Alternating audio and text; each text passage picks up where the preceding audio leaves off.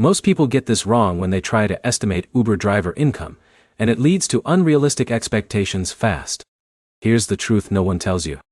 In 2026, earnings from Uber are not fixed, and anyone giving a single exact number is leaving out the full picture. The biggest mistake you need to avoid is assuming every hour online equals paid income. That is not how rideshare driving works anymore. In this video, you will learn the honest earning ranges, what actually affects your income, and how drivers maximize or lose money depending on simple decisions. Let's start with real-world earnings.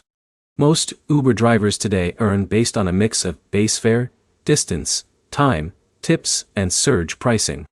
That means income changes every single hour.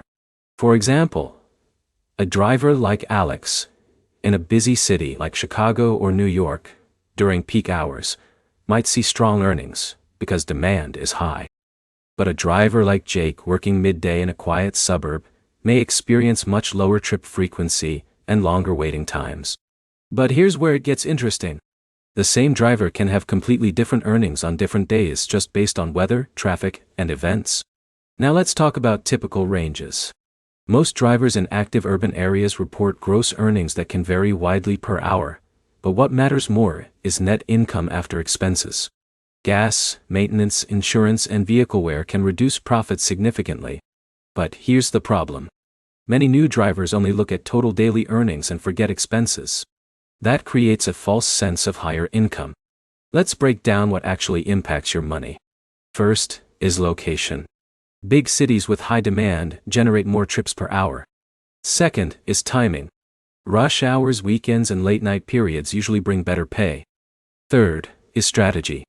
Drivers who stay in high-demand zones earn more than those who wait in low-traffic areas. Now here's a key insight most people miss. Top-earning drivers do not just drive more hours. They drive smarter hours. They focus on surge pricing zones, airport runs, and event traffic. They also avoid long low-paying trips that waste time and fuel. Another important factor is downtime. Sitting idle for long periods reduces your real hourly earnings, even if you are online. So what does this mean in simple terms? Uber driving income in 2026 is flexible but inconsistent. Some drivers treat it like a full-time job and earn steady results.